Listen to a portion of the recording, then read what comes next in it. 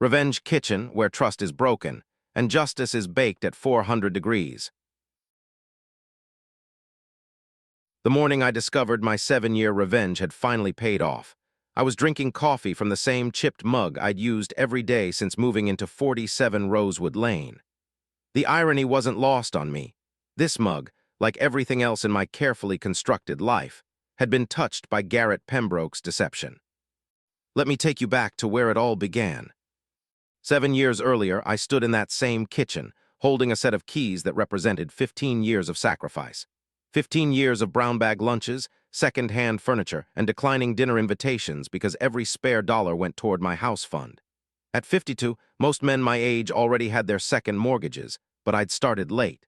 After my divorce at 35, I'd had to rebuild everything from scratch. The house at 47 Rosewood Lane wasn't palatial.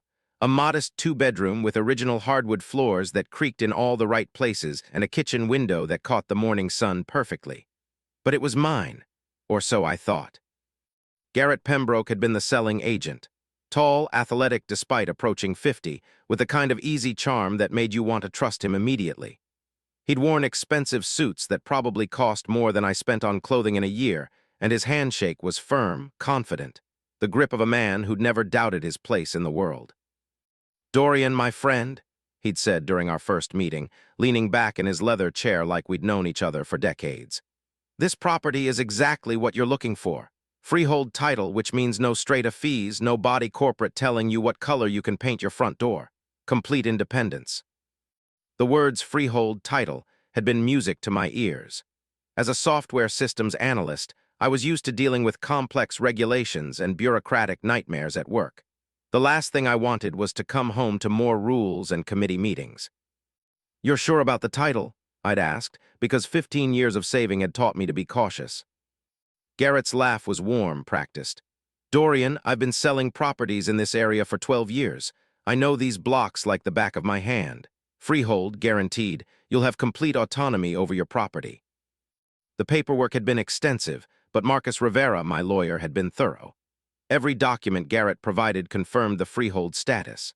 The advertisements, the listing details, even the emails between Garrett and Marcus all stated the same thing. 47 Rosewood Lane was a freehold property. I'd signed those papers with a sense of pride I hadn't felt in years. Finally, a place that was truly mine. If only I'd known, then what I know now about the kind of man Garrett Pembroke really was. The first 5 months were blissful. I'd spent weekends installing new light fixtures, refinishing the deck, and planning a small garden in the backyard. Every improvement felt like an investment in my future, a declaration that I was finally stable, finally home. Then came the knock on my door. It was a Tuesday evening in March, rain drumming against my windows with the persistence of someone who wouldn't take no for an answer. I'd been working on my laptop, debugging code for a client's inventory system, when the doorbell rang. The man standing on my porch was about my age, wearing a rain-soaked jacket and holding a folder of documents. Behind him, water cascaded from a broken gutter, something I'd been meaning to fix.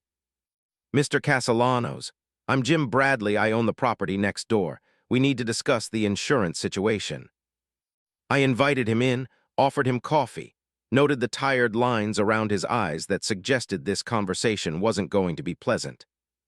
"The thing is," Jim said, settling into my kitchen chair, "the shared walkway insurance is due for renewal. As co-owners, we split the cost 50-50. "Shared walkway?" I'd asked, though something cold was already forming in my stomach. Jim spread the documents across my table. "The strata insurance policy covers the common areas, shared structures, standard stuff for properties like ours." The word strata hit me like ice water. I stared at the documents, recognizing the address, seeing my name listed as a unit owner rather than a freehold proprietor. "There must be some mistake," I'd said, though the letterhead was official, the policy numbers genuine. "This is a freehold property." Jim's expression shifted from confusion to something approaching sympathy. "Mate, this entire block has been strata titled since 1987. Has been the whole time I've owned here, about 8 years now." That night, I sat at my kitchen table until 3 a.m., surrounded by every piece of paperwork from my purchase. Emails, contracts, advertisements, all of it stating clearly that 47 Rosewood Lane was freehold. But the insurance documents didn't lie, and neither did the land titles office records I pulled up online. I'd been sold a lie, and Garrett Pembroke had known it. The next morning, I called Marcus Rivera. His voice carried the weight of someone delivering bad news. Dorian, I've checked everything twice. The property is definitely straight-a-titled, has been for decades, but all the documentation we received from Pembroke's office indicated freehold. This is unprecedented. What are my options? Well, we can pursue this legally. Misrepresentation in property sales is serious business, but these cases can drag on for years, and even if we win. How much are we talking? Legal fees alone could run $60,000 to $80,000, maybe more if Pembroke fights it, and that's before any settlement or compensation. $80,000 I didn't have for a battle that might take years I couldn't afford to lose. But the principle mattered. My integrity had been insulted, my trust violated. Garrett Pembroke had stolen more than just accurate property information. He'd stolen my peace of mind. I requested a meeting with Garrett. His office occupied prime real estate in the town center, all glass and chrome with motivational posters about making dreams come true and building your future. The irony was suffocating. Garrett greeted me with the same warm handshake, the same confident smile. But when I spread the insurance documents across his polished desk, something shifted in his expression. "Look, Dorian, I understand your concern," he said, leaning back in his chair. "But these things happen. Property titles can be complex. Sometimes information gets crossed." "Crossed?" I interrupted, producing my folder of emails and advertisements. "This isn't crossed information. Every single document from your office states freehold. Every email you sent Marcus confirmed freehold. You either didn't know what you were selling, which makes you incompetent, or you did know and lied, which makes you fraudulent." Garrett's charm cracked slightly. I resent the implication. "I'm not implying anything. I'm stating facts." I pointed to an email dated 2 weeks before settlement. "Right here you wrote to my lawyer, confirmed freehold title as discussed. Either you didn't bother to check, or you knew and didn't care." "Mr. Castellanos, I think you're overreacting. These situations can be resolved." "How?" The question hung in the air between us. Garrett straightened his tie, a nervous gesture that told me everything I needed to know. "What exactly are you looking for here?" "When I sell this property, I want you to handle the sale at no cost to me, or cover the equivalent fees if I use another agent. That's fair compensation for your error." Garrett's laugh was sharp, dismissive. "That's not how business works, Dorian. I can't be held responsible for every small discrepancy." "Small discrepancy?" My voice carried 15 years of financial discipline and 5 months of betrayed trust. "You misrepresented the fundamental nature of the property I was buying." "I can offer you $1,000. Goodwill gesture, take it and we'll call this settled." $1,000 for 15 years of saving, for the violation of trust, for the casual way he dismissed my legitimate concerns. "No," I said simply. "Then I'm afraid there's nothing more I can do for you." That was Garrett Pembroke's first mistake, not the property fraud that was calculated. His first mistake was underestimating my patience. The mediation session 3 weeks later was held in a sterile conference room that smelled of industrial carpet and broken dreams. The mediator, a thin woman with silver hair and tired eyes, listened to both sides with professional neutrality. "Mr. Pembroke," she said finally, "the documentation is quite clear. Your office did represent this as a freehold property, and that representation was factually incorrect." Garrett shifted in his chair. "As I've explained, these things happen. The real estate industry is complex." "Mr. Castellanos," the mediator continued, "your request for fee coverage seems reasonable given the circumstances. Mr. Pembroke, is this something you'd consider?" "Absolutely not. I'm offering $1,000 final offer." I looked across the table at this man who'd stolen my peace of mind for the cost of his suit, and I made a decision that would define the next 7 years of my life. "Then we're done here," I said.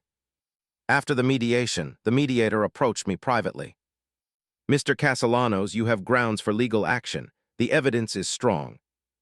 "I know. Then why?" "Sometimes the courts aren't the only path to justice." That night I sat in my kitchen, my straight-titled, body-corporate-governed kitchen and began to plan. Chapter 2, The Architecture of Revenge. Patience, I'd learned during 15 years of saving for a house, was the difference between those who achieved their goals and those who simply dreamed about them. Garrett Pembroke was about to learn what true patience looked like. My first step was research. As a systems analyst, I approached problems methodically, gathered data, identify patterns, design solutions, implement systematically.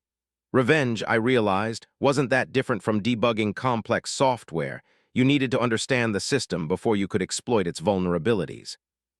Garrett Pembroke's Facebook profile was my starting point. Like many people his age, his privacy settings were loose, apparently trusting that his charm would protect him even in digital spaces.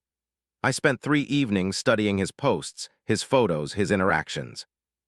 The boys on tour, trip photos were gold. 15 images from what appeared to be a week-long vacation to Thailand, dated 6 months after my property purchase. Garrett and 3 friends, all middle-aged men trying to recapture their youth through expensive cocktails and tourist activities. But it was the location tags that caught my attention. Bangkok, Phuket, and most importantly for my purposes, small beach towns where Western tourists went to disappear for a while. The kind of places where married men made mistakes they hoped to forget. I saved every photo, noting dates, locations, and, crucially, the other people tagged in the images. Social media had made surveillance almost embarrassingly easy. Next, I needed to understand Garrett's personal life. His business registration was public record, which gave me his home address. A simple property search revealed he owned a substantial house in Elmwood Heights, the kind of neighborhood where appearances mattered and secrets were currency. Marriage records showed he'd been married to Lydia Pembroke for 16 years. Her own Facebook profile, slightly more private but still accessible, painted a picture of a woman devoted to her family, her garden, and her husband's success. Perfect. The name Elle came from studying the Thailand photos more carefully. In the background of one beach shot, I could see what appeared to be a tour guide, a young woman with dark hair wearing the uniform of a local tourism company. Enhanced and cropped, the image was too blurry to identify her clearly, but the company logo was visible. A few carefully crafted emails to Bangkok tourism companies, claiming to be trying to reconnect with a helpful guide from a previous trip, yielded the information I needed. Elle Morrison, 28 years old, originally from Australia, had been working as a cultural liaison for Amazing Thailand Adventures during the time frame of Garrett's visit. I would never contact Elle directly. She was innocent in all this, just a random name that would serve my purposes. But her existence was real, which would make my campaign more credible. The anniversary date required precision. Property settlement records showed I'd bought my house on March 15th. But Garrett's Thailand trip had been February 10/17, exactly 13 months earlier. Close enough to the settlement date to be psychologically significant, but early enough to suggest a prior relationship. February 14th, Valentine's Day, perfect for implying romantic significance. My plan crystallized over several weeks of careful consideration. I would create a 7-year campaign of psychological pressure, designed to make Garrett believe that someone from his Thailand trip, someone named Elle, was trying to reconnect with him. The implications would be clear enough to create suspicion, vague enough to deny, and persistent enough to destroy his peace of mind. Just like he'd destroyed mine. Year 1 began on February 14th, exactly 1 year after Garrett's Thailand trip. I'd researched florists extensively, choosing one across town that offered anonymous delivery services. The arrangement was modest but meaningful. White orchids and red roses, the kind of combination that suggested intimate familiarity with the recipient's preferences. The card read, "Dear Garrett, remembering you on this, our special day. She has your eyes. Love Elle." The phrase, "our special day," was deliberately ambiguous. It could reference Valentine's Day, but suggested something more personal. "She has your eyes," implied a child, creating immediate emotional and financial anxiety. I arranged delivery for his real estate office, ensuring maximum visibility among his colleagues. The psychological impact was immediate and multi-layered. Guilt over whatever had actually happened in Thailand. Fear about potential consequences. confusion about how to respond without revealing details he'd prefer to keep hidden. Most importantly, he couldn't ignore it without risking worse revelations. 3 weeks later, I sent a postcard from Bangkok.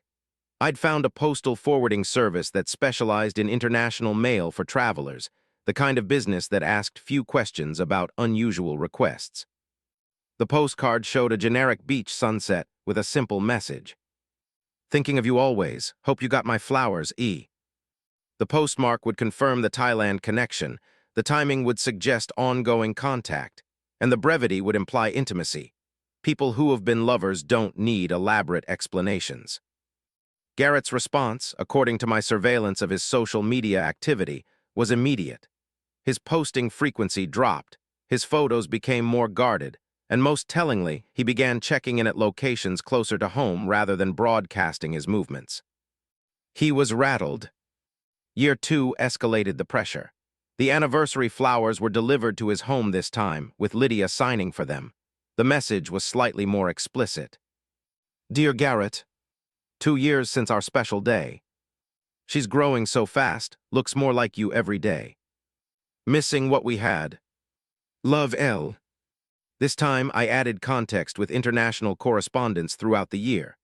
Birthday cards, Christmas greetings, random postcards, all from Thailand, all suggesting an ongoing relationship with someone who expected more than silence. The beauty of the campaign was its plausible deniability. If confronted, Garrett could deny everything, but denial would require explaining why someone in Thailand thought they had a relationship with him, and denial wouldn't stop the flowers from arriving each year. By year 3, I'd refined the system. The flowers now included baby's breath, a subtle visual pun that reinforced the child narrative. The message evolved. "Dear Garrett, another year, another milestone. She started school this year, asked about her daddy. When can we tell her the truth? Love always, L." Through careful monitoring of public records and social media, I could track the impact. Garrett's business had begun to suffer, fewer client testimonials, less social media engagement, signs of stress affecting his professional performance. More importantly, his marriage was showing strain. The 4th year marked a turning point I hadn't anticipated. Lydia Pembroke had begun her own investigation. I discovered this through a mutual acquaintance, Sarah Chen, a detective I'd known since college who occasionally helped with background checks for my consulting work. Over coffee one afternoon, she mentioned an unusual request. "Someone's been asking around about international postal services," she said casually. "Specifically, services that forward mail from Thailand. Thought it was odd enough to mention." Professional interest. Personal, woman in her 40s, seemed stressed. Asked about tracking senders, verifying postmarks, that sort of thing. Lydia was investigating L. This development required careful recalibration. If Lydia was actively researching the Thailand connection, my campaign was working too well. I needed to escalate before she uncovered the truth about L's innocence. Year 4's flowers arrived with the most explicit message yet. "My dearest Garrett, 4 years of silence hurts. She's asking harder questions now. The money you sent helped, but it's not enough. We need to talk soon. Forever yours, L." The mention of money was calculated to create maximum paranoia. Even if Garrett had never sent money, Lydia would now suspect hidden financial transactions. Bank statements would be scrutinized, unexplained expenses questioned, trust further eroded. But I'd underestimated the timeline of marital destruction. Through Sarah's continued updates, she found the situation fascinating from a psychological perspective. I learned that Garrett and Lydia's marriage had entered crisis mode. "The woman came back," Sarah told me during our Year 5 coffee meeting. "Wanted to hire me privately to investigate her husband's travel history. I had to decline, conflict of interest with existing clients, but she seemed desperate." "Did she say why?" "Anniversary gifts from someone claiming to be the mother of his child. 5 years running. Same date every year, same story about a daughter who looks like him." The irony was perfect. Garrett had stolen my peace of mind through deception, and now deception was stealing his. Year 5 brought refinement rather than escalation. "Dearest Garrett, 5 years of waiting. She's old enough to use computers now. Found your real estate website. Wants to know why Daddy won't visit. I can't keep lying to her. Please, we need resolution. Love L. The computer reference was particularly cruel. It suggested that an 8-year-old child was actively looking for her father, creating urgency around potential public exposure. But year 6 brought unexpected news.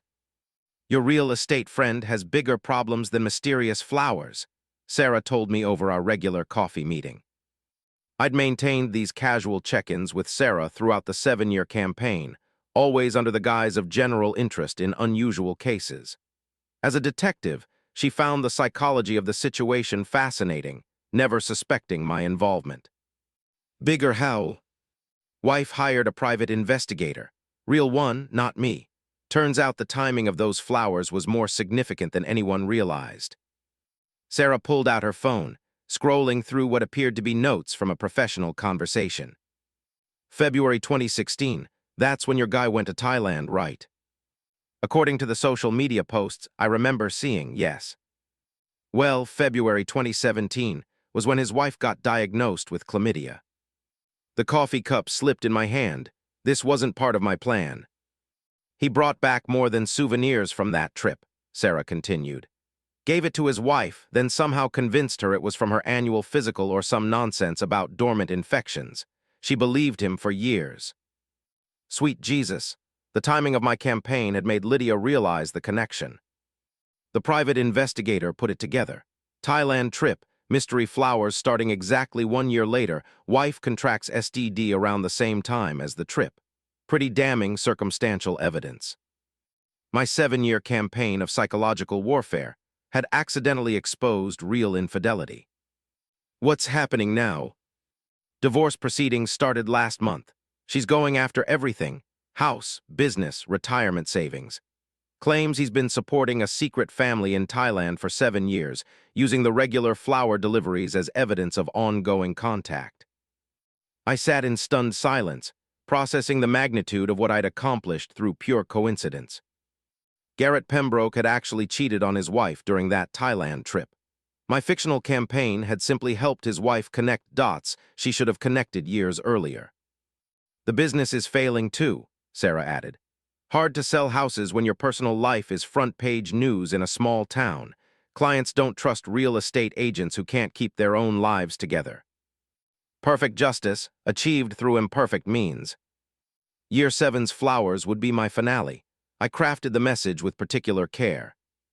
My dearest Garrett, 7 years of patience, but no more. She deserves to know her father. We deserve recognition. The truth will come out, with or without your cooperation. This is goodbye, unless you choose differently. Forever yours, L. The message was designed as a conclusion, suggesting that L, whoever Garrett thought she was, had given up waiting for him to acknowledge their relationship. It would be my final gift to Lydia Pembroke, confirmation that her husband's secret family was walking away, freeing her to move forward without looking over her shoulder. 3 weeks after sending the final flowers, Sarah called me directly instead of waiting for our coffee meeting. Your real estate guy, she said without preamble, thought you'd want to know everything's finished. Finished how? Divorce finalized yesterday. She got the house, half his retirement savings, and 50% of the business assets. He's living in a studio apartment across town, working for another agency. Lost most of his client base. Justice, 7 years in the making. There's more, Sarah continued. The private investigator kept digging into the Thailand connection, found travel records, hotel bookings, even interviewed some of the tour guides from that trip. My blood chilled. Elle Morrison was an innocent woman whose only crime was being photographed in the background of Garrett's vacation photos. They found her. Elle Morrison, yeah, Australian woman, worked for Amazing Thailand Adventures. Interviewed her via video call last week. This was the moment my perfect revenge could collapse into devastating harm for an innocent person. What did she say? That's the interesting part. She remembered the group, 4 American men, early middle-aged, one of them particularly obnoxious. Apparently, he kept hitting on the female staff, made several inappropriate comments, tried to get her personal contact information. Even better than I'd hoped. But no relationship. None whatsoever.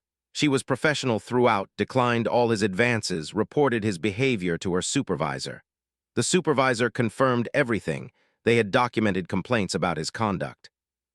Perfect. L. Morrison's testimony would actually strengthen the case against Garrett, rather than expose my campaign. So how did this help the divorce case? Proved a pattern of predatory behavior while traveling. Combined with the STD timeline and his inability to explain the flowers, it painted a picture of someone who'd been unfaithful and was hiding the evidence. The beauty of truth was its power to validate lies that served justice. The wife's lawyer used it all as evidence of ongoing deception. Even if there was no child, there was clearly someone Garrett had been involved with who thought their relationship was more serious than he'd admitted. 7 years of strategic patience had achieved everything I'd hoped for and more. That evening I sat in my kitchen, still straight-a-titled, still subject to body corporate regulations, still not the freehold property I'd been promised, and reflected on the journey. Garrett Pembroke had stolen my trust, dismissed my concerns, and insulted my intelligence. He'd valued his convenience over my well-being, his reputation over my rights. Justice, it turned out, was like compound interest. Small investments made consistently over time could yield extraordinary returns. The flowers had been my investment. The divorce, the business failure, the public humiliation, those were my returns. But unlike Garrett's crimes, mine had actually revealed truth rather than concealing it. 6 months after Garrett's divorce was finalized, I made an unexpected decision. I sold 47 Rosewood Lane. Not out of spite or disappointment, but because I'd finally learned something more valuable than property ownership, the difference between justice and revenge. Revenge was what I'd planned. 7 years of psychological manipulation designed to make Garrett suffer for his crimes against me. Justice was what had actually happened. The exposure of his real infidelity, his pattern of predatory behavior, his years of deceiving the woman who'd trusted him most. My campaign hadn't created Garrett's problems, it had simply revealed them. The new owners of 47 Rosewood Lane were a young couple with their first child, excited about the shared playground and community garden that came with straight-a living. What I'd seen as restrictions, they viewed as amenities. Sometimes what feels like a disadvantage is simply a different way of living. I used the proceeds from the sale to buy a smaller freehold property across town, genuinely freehold this time, verified through 3 independent sources. But more importantly, I'd learned to value peace of mind over perfect justice, closure over continued conflict. Garrett Pembroke still lives in his studio apartment, still works for someone else's real estate agency, still deals with the consequences of choices he made in Thailand 7 years ago. Not because I destroyed his life, but because his life was built on foundations that couldn't support the weight of his secrets.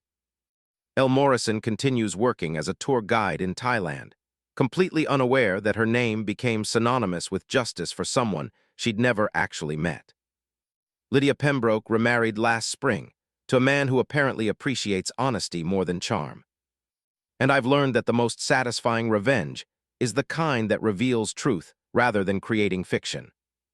Sometimes patience isn't about waiting for the right moment to strike.